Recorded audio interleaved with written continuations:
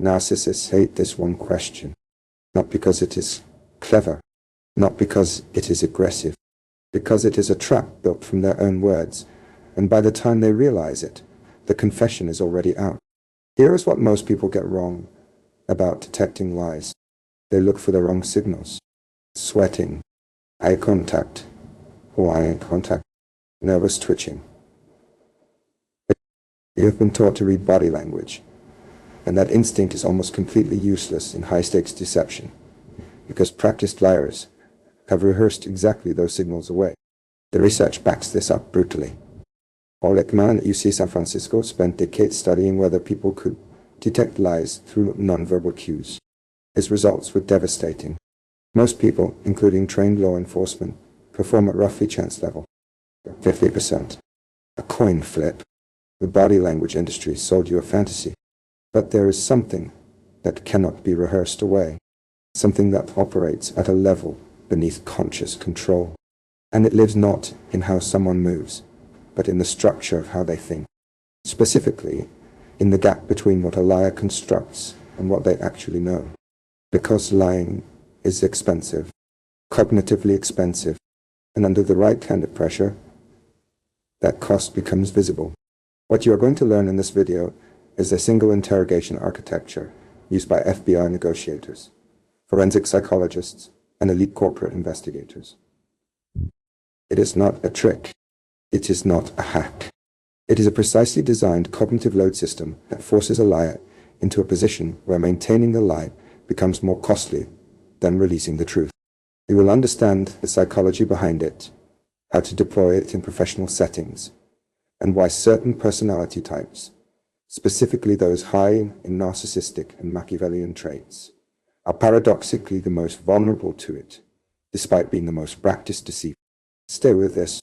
The first thing you need to understand is why people lie successfully in the first place. And the answer is not what most assume. People do not lie successfully because they are bold. They lie successfully because they are prepared. A lie is a narrative construct. It has a beginning, a middle, and an end. It has causality. It has characters. And crucially, it has been rehearsed in the liar's mind for the confrontation. Daniel Kahneman's framework, from thinking fast and slow, gives us the architecture here. System 1 thinking is fast, automatic, emotional. System 2 is slow, deliberate, effortful. When someone tells the truth, they are primarily running System 1. Memory retrieval is relatively automatic. Details surface without effort. The sequence feels natural because it is pulled from actual experience. When someone lies, they are running System 2 constantly. They are managing narrative consistency, monitoring your reactions, suppressing truthful impulses, and constructing logical coherence simultaneously. This is exhausting. And exhaustion creates cracks. The interrogation technique we are examining exploits exactly this exhaustion.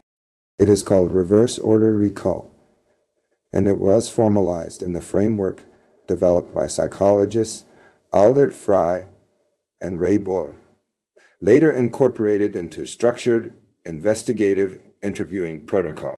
The principle is elegant and brutal at the same time. Ask someone to tell their story backwards. This sounds deceptively simple, but what it actually does is catastrophic for a liar. When you have experienced something real, memory is stored episodically. You can navigate it in any direction. You can enter it from the middle, describe it backwards, zoom into a detail, zoom back out. The memory exists as a three-dimensional structure. But a rehearsed lie is linear. It has been constructed as a sequence, and that sequence is the architecture of the deception. Ask someone to reverse it, and you are asking them to rebuild the entire construction in real time under cognitive load they did not prepare for. Price control experiments showed measurable increases in verbal deception cues when subjects told stories backwards. More hesitations, more narrative contradictions, more factual inconsistencies, not because liars are stupid, because the cognitive cost of reverse order construction on top of active deception management simply exceeds the available bandwidth. But here is the deeper layer. This is not just a memory test. Is a personality exploit. Let us talk about who you are most likely to face in high-stakes professional deception scenarios. Research on organizational. Dark triad behavior, compiled extensively by Delroy Paulhus at the University of British Columbia, consistently shows that individuals high in narcissism, Machiavellianism, and subclinical psychopathy are disproportionately represented in positions of organization. They are not rare. They are concentrated. Boards, C-suites, high-performance sales environments, negotiation tables. You have already met several. Now, here is the counterintuitive truth about dark triad deceivers. They are good liars, but they are brittle ones, and the brittleness comes from the same source as their strength. Narcissists construct elaborate self-narratives. They are the hero, the visionary, the misunderstood genius. This narrative is not just a lie they tell others. It is a lie they have partly told themselves. And this creates a peculiar vulnerability. It's when you apply reverse order recall. You are not just disrupting their memory architecture. You are threatening the narrative identity itself. A high narcissist cannot easily deconstruct their story backwards, because their story is not just constructed for you. It is constructed for them. It has emotional gravity. It flows in one direction, toward their vindication, their superiority, their correct assessment of events.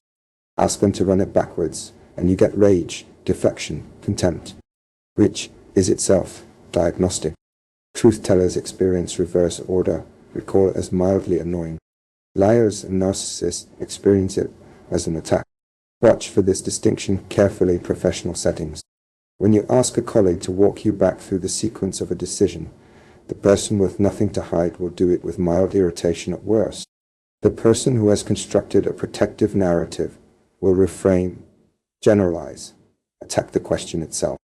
They will tell you that you are being pedantic, that you are missing the big picture, that you do not understand how decisions actually get made. The escalation is the signal. Richard Thaler's work on mental accounting also illuminates something relevant here. People do not just track information objectively. They file it in emotional categories that serve their sense of self. For dark triad individuals, this filing is extreme. The narrative of what happened has been edited aggressively in real time. Ask them to reverse it, and you are asking them to play edited film backwards, and the cuts become visible. Now let us get specific about deployment, because the technique is only as powerful as your execution of it. There are 4 stages to using this correctly, and if you skip any of them, you reduce the effectiveness dramatically. Stage 1 is baseline construction. Before you ask anything difficult, you ask easy questions. Not to build rapport. That is the wrong frame. You are calibrating. You want to know what this specific person looks like when they are telling the truth, how they phrase certainty, how they handle minor uncertainty, where they naturally hesitate, and where they do not. Every person has a unique truthful baseline and deviation. From that baseline is your data. Then this is standard forensic interview protocol, but almost nobody in corporate settings actually does it. They skip straight to confrontation and contaminate all their subsequent reads. Stage 2 is narrative extraction. You ask them to tell you the story, all of it. You do not interrupt. You do not signal skepticism. You listen with visible attention, and you let them fully commit to the constructed narrative. This is important. You are not being passive. You are allowing them to fully invest in the lie. Every detail they add is a detail they will later need to reverse. The longer and more elaborate the narrative, the more devastating the reversal will be. Experienced interrogators describe this phase as letting the subject build their own cage. Stage 3 is the reversal, and this is where you deploy the question. The question itself sounds almost innocent. It is variations of, take me back through that again. Let's start from the end. Or, before that moment you just described, what was happening exactly? or the most direct version, which is also the most destabilizing? Tell me that again in reverse order, starting with the last thing that happened. Watch the micro response to the question itself, not the answer. The immediate response to the request. Confusion in truth tellers lasts approximately 2 to 3 seconds before they simply begin reconstructing. In liars, the confusion is accompanied by a rapid recalculation. You can see it in the eyes if you are paying attention. Something shifts. They are doing mathematics. Stage 4 is gap exploitation. As they attempt the reversal, you listen not for what they say, but for what disappears. Details that were vivid in the forward telling become vague in the reverse. Timelines compress or expand in ways that do not fit the physics of the original story. New qualifications appear. The confident active voice of the forward narrative becomes passive and approximate. These are not random. These are the load-bearing walls of the lie, the places where the construction is weakest, where the memory of what actually happened keeps intruding. These gaps are your entry points for follow-up questions. Let us look at this playing out in real environments, because the theoretical is only useful when you can map it onto professional reality. Robert Cialdini's work on commitment and consistency in influence is directly relevant to understanding why the reversal technique has such power. Once a person has stated a narrative publicly, they have committed to it. The consistency drive is one of the most powerful cognitive compulsions in human psychology. A liar who has stated their narrative is now bound to it by something beyond mere strategy.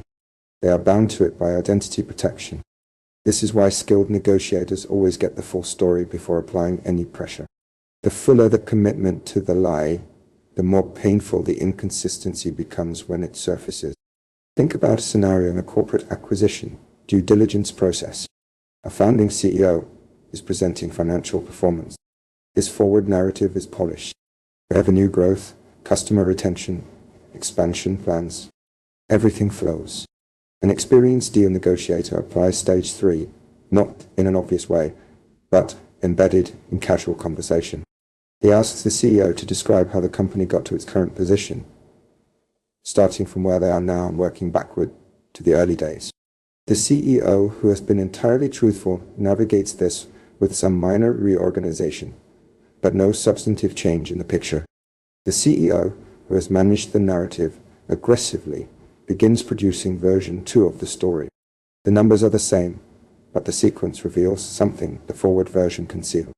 The partnership that failed appears much earlier in the reverse telling. A key client departure that was framed as recent suddenly appears in a window that predates the most recent funding round. The reversal did not catch the lie. It made the lie produce its own evidence. This is what corporate investigators call timeline compression. When people construct deceptive narratives, they often shift the timing of uncomfortable events. The reversal, by forcing independent reconstruction of sequence, reveals these shifts with mathematical clarity. Another real application is in management contexts, when investigating internal misconduct. An employee claims they were unaware of a process violation that resulted in a significant client loss. The forward telling is sympathetic.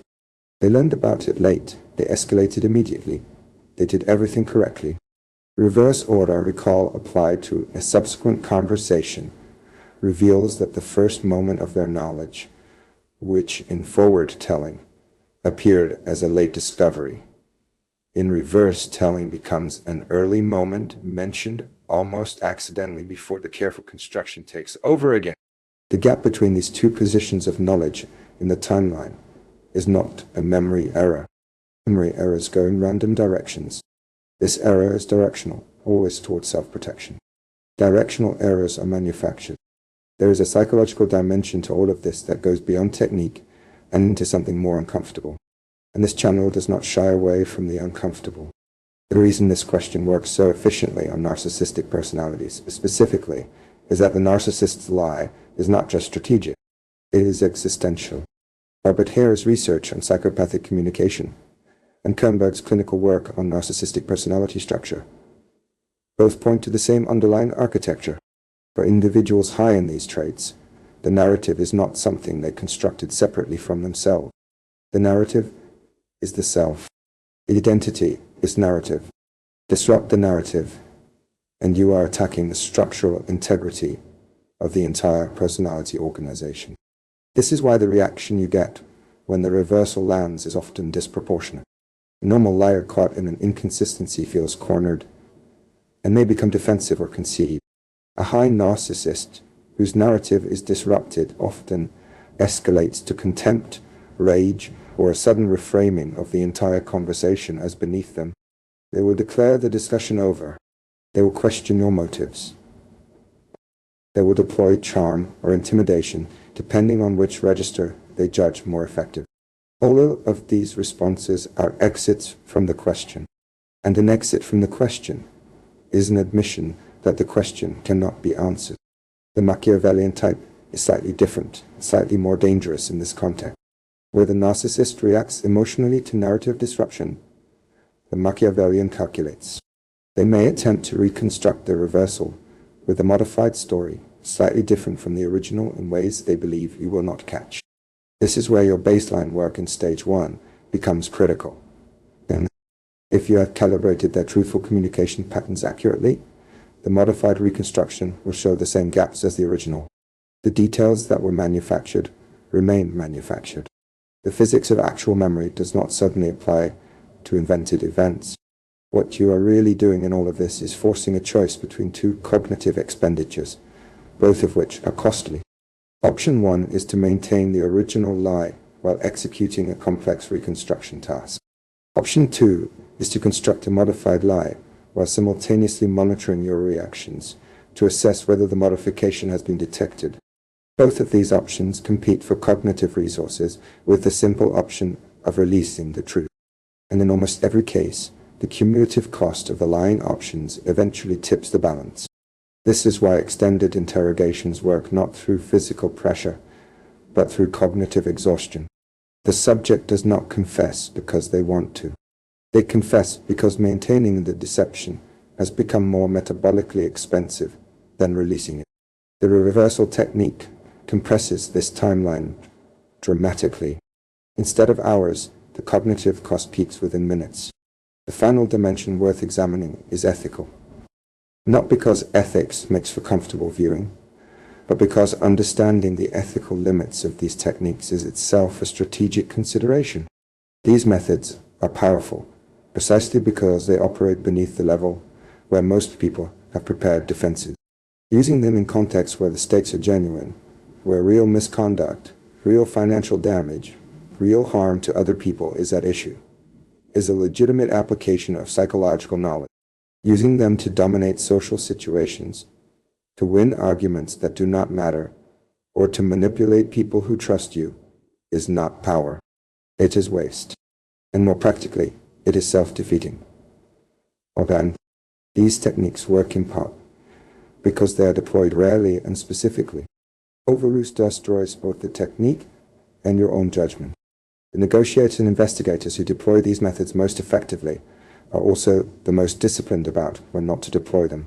They understand that the question that makes liars confess in 10 seconds is not actually about the 10 seconds.